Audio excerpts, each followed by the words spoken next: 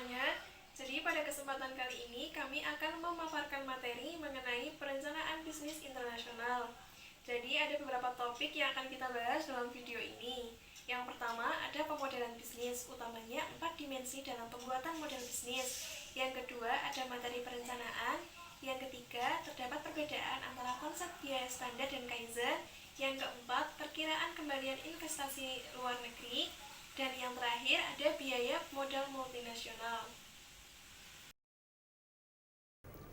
Sebelum menjelaskan materi, izinkan saya untuk memperkenalkan anggota kelompok kami.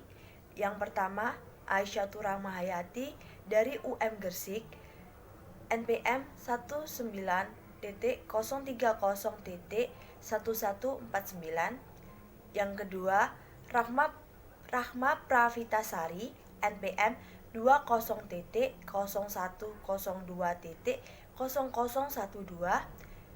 Yang ketiga adalah Lulu Hasana, NPM 20.0102.0017. Dalam pembuatan model bisnis.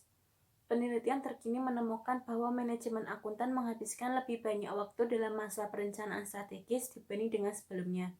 Penentuan model usaha merupakan sebuah gambaran besar dan terdiri dari formulasi, pelaksanaan, dan evaluasi rencana bisnis jangka panjang suatu perusahaan.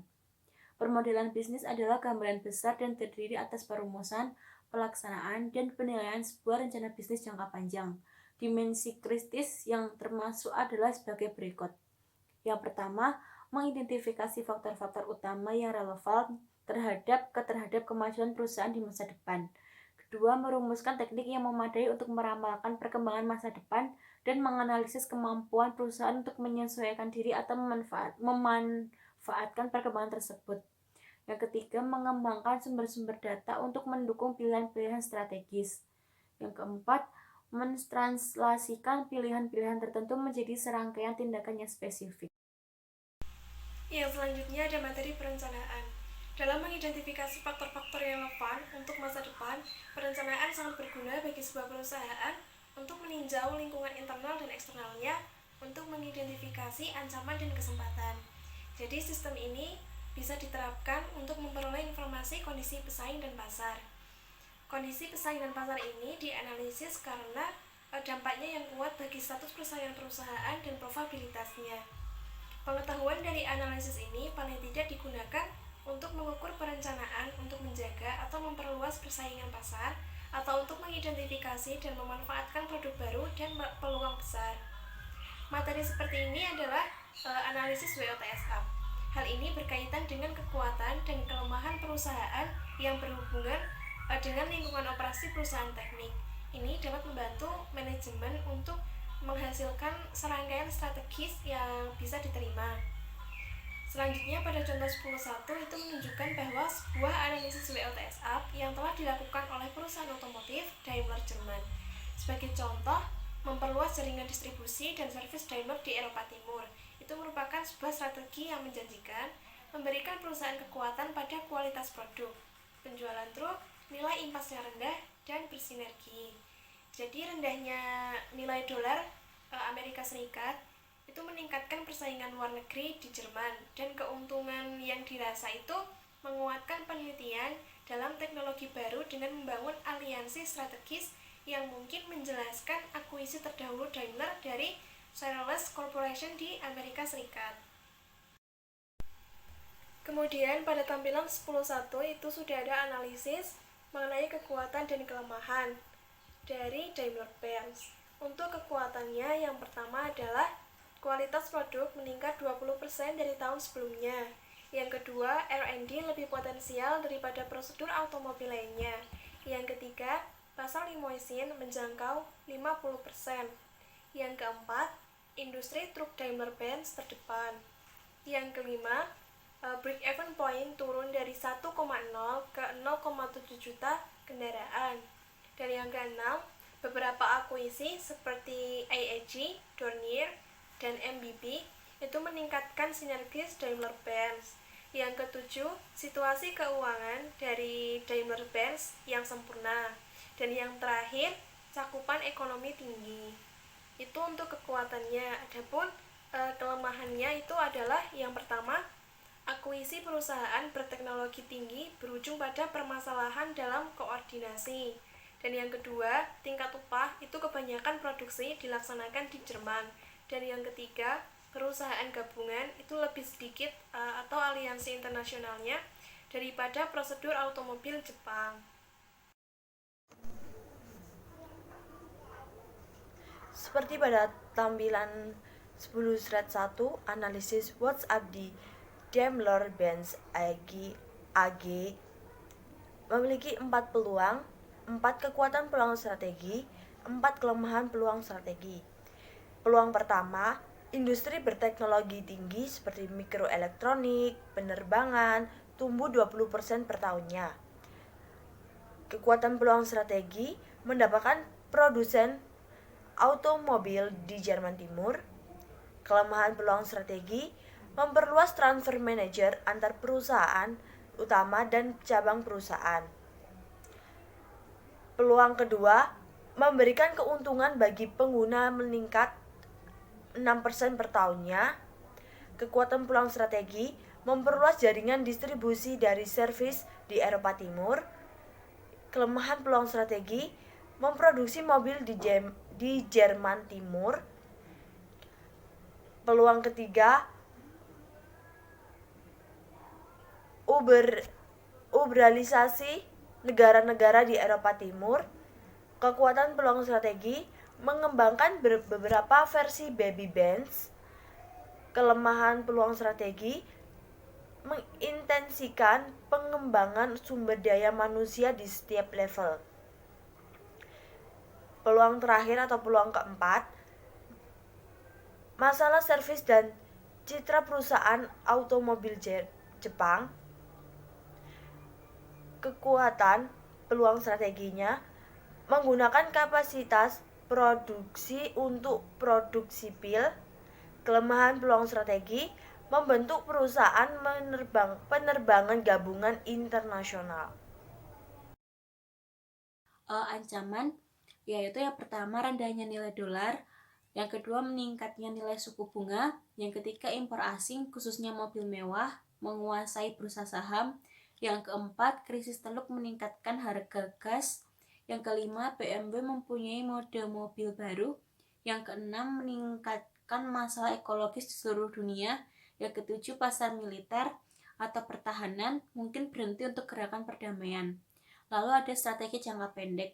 Yang pertama, menempatkan iklan pilihan dengan menaikkan pembiayaan iklan 30%.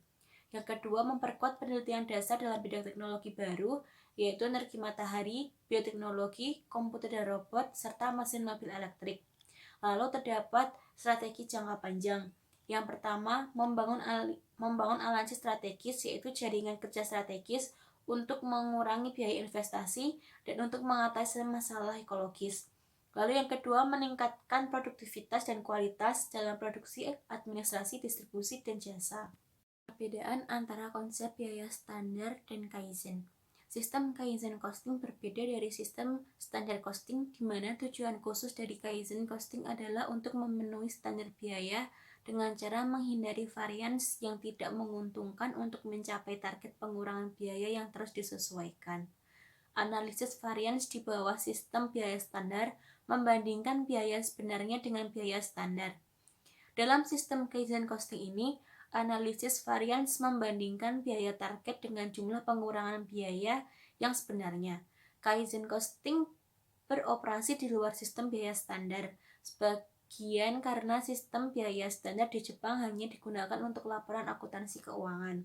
Perbedaan utama lain antara standar dan Kaizen Costing harus dilakukan dengan asumsi tentang siapa yang memiliki pengetahuan terbaik untuk meningkatkan proses dan mengurangi biaya. Standar costing tradisional mengasumsikan bahwa insinyur dan manajer tahu yang terbaik karena mereka memiliki keahlian teknis dan dapat menentukan prosedur yang pekerja diminta untuk melakukan sesuai dengan standar dan prosedur yang telah ditetapkan. Di bawah Kaizen Costing, pekerja diasumsikan memiliki pengetahuan yang unggul tentang bagaimana meningkatkan proses karena mereka benar-benar bekerja dengan proses manufaktur yang digunakan untuk menghasilkan produk. Untuk memudahkan proses, informasi tentang biaya yang sebenarnya harus dibagi dengan karyawan lini depan yang merupakan perubahan yang signifikan bagi banyak perusahaan. Dengan demikian, tujuan utama lain dari Kaizen Costing adalah untuk memberikan tanggung jawab kepada pekerja dan kontrol untuk meningkatkan proses mengurangi biaya. Sistem penentuan biaya standar mencoba untuk meminimalkan variasi antara biaya yang dianggarkan dengan biaya aktual. Penentuan biaya Kaizen menekankan untuk melakukan apa yang diperlukan untuk mencapai tingkatan kinerja yang diinginkan dalam kondisi pasar yang kompetitif. Berikutnya terdapat konsep biaya standar. 1. Konsep sistem pengendalian biaya. Yang kedua, mengasumsikan stabilitas dalam proses manufaktur saat ini. Yang ketiga, tujuan adalah untuk memenuhi standar kinerja biaya. Yang keempat, standar ditentukan setiap tahun atau setiap semester. Yang kelima, analisis varians didasarkan pada aktual versus standar. Yang keenam, melakukan investigasi apabila standar tidak terpenuhi. Slide selanjutnya adalah konsep biaya Kaizen. Yang pertama, pengurangan biaya. Yang kedua, diterapkan pada perbaikan manufaktur secara terus-menerus. Yang ketiga, tujuan mencapai target pengurangan biaya. Yang keempat, target pengurangan biaya ditentukan setiap bulan. Yang kelima, analisis varians didasarkan pada pengurangan biaya secara konstan. Keenam, melakukan investasi jika target biaya tidak tercapai. Kemudian ada perkiraan kembalian investasi luar negeri, tentang bagaimana mengukur perkiraan kembalian investasi luar negeri. Jadi sebelum saya masuk ke pembahasan tersebut, saya akan menjelaskan sedikit mengenai analisis investasi luar negeri. Jadi keputusan untuk melakukan investasi di luar negeri itu merupakan cara utama untuk mengimplementasikan strategi global sebuah perusahaan multinasional. Akibatnya, kemajuan yang signifikan dalam teori investasi modal domestik, pendekatan-pendekatan yang rumit terhadap keputusan investasi sekarang sudah tersedia. Prosedur-prosedur untuk menentukan struktur modal optimum perusahaan, mengukur biaya modal sebuah perusahaan, dan mengevaluasi alternatif investasi dalam kondisi ketidakpastian. Jadi selanjutnya saya akan membahas tentang perkiraan kembalian investasi luar negeri. Untuk itu, seorang manajer harus bisa menentukan tingkat pengembalian yang relevan untuk menganalisis kesempatan investasi asing. Namun, tingkat pengembalian yang relevan itu merupakan masalah dari sudut pandang ini tuh termasuk proyek luar negeri atau induk perusahaan. Pengembalian dari dua sudut pandang ini dapat berbeda secara signifikan karena beberapa hal, yaitu yang pertama, dikarenakan pembatasan oleh pemerintah atas repartisasi laba dan modal. Yang kedua, biaya izin, royal, dan pembayaran lain yang merupakan laba bagi induk perusahaan namun merupakan beban bagi anak perusahaan. Yang ketiga, perbedaan dalam laju inflasi nasional. Yang keempat, perubahan kurs valuta asing. Dan yang terakhir, ada perbedaan pajak.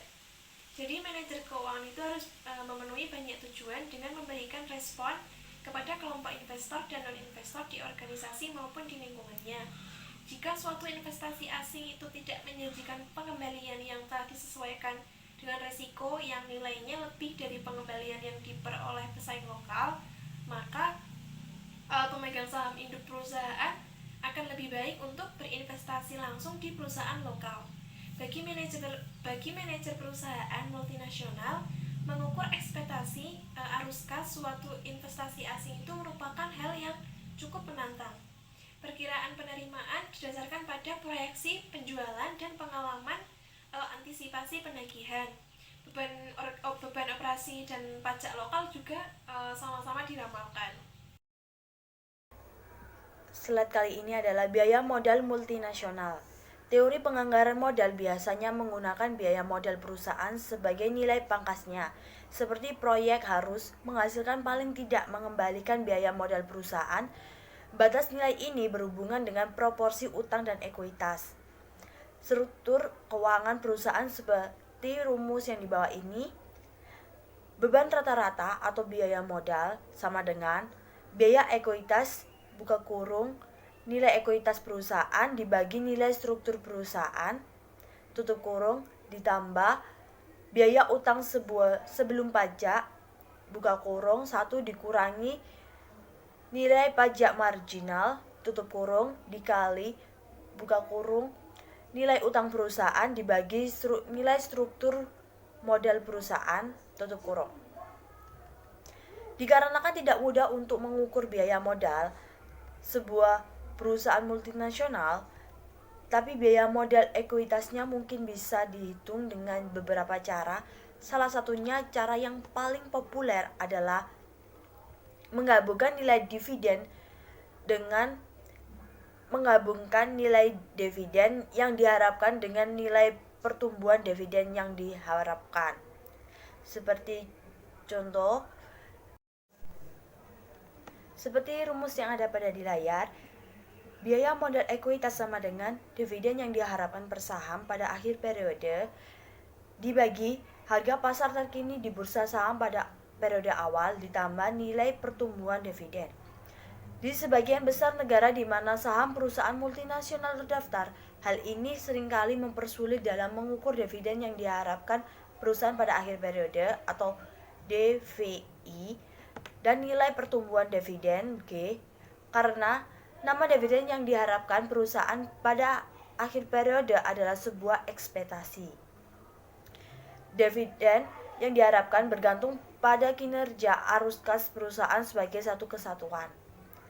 Dikarenakan mengukur semua arus kas sangatlah rumit, dengan pengukuran lingkungan seperti ini, perhitungan pajak tambahan digunakan ketika sebuah perusahaan multinasional meminjam dana dari beberapa pasar modal luar negeri.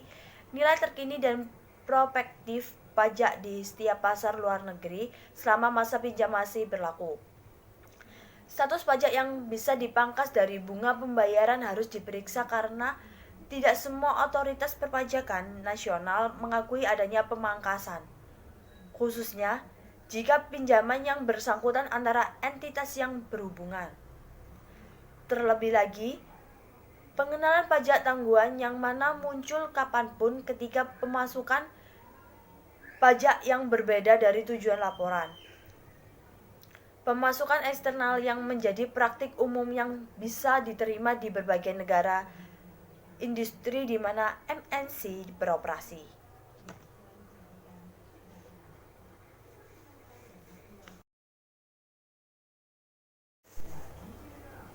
Oleh karena itu, pajak tangguhan dihitung sebagai kewajiban di mana tidak ada bunga yang dibayarkan.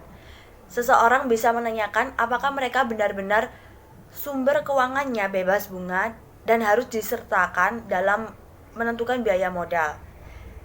Tidak selalu sederhana untuk melaksanakan teori penganggaran modal internasional. Pada prakteknya, semua model penganggaran modal yang kita telah uji mengasumsikan bahwa informasi yang dibutuhkan sudah ada. Sayangnya, pada praktik aspek yang paling sulit dan kritis dari seluruh proses penganggaran modal adalah mendapatkan informasi yang akurat dan tepat waktu, khususnya dalam kancah internasional di mana iklim yang berbeda, budaya, bahasa, teknologi informasi yang menjadi masalah rumit.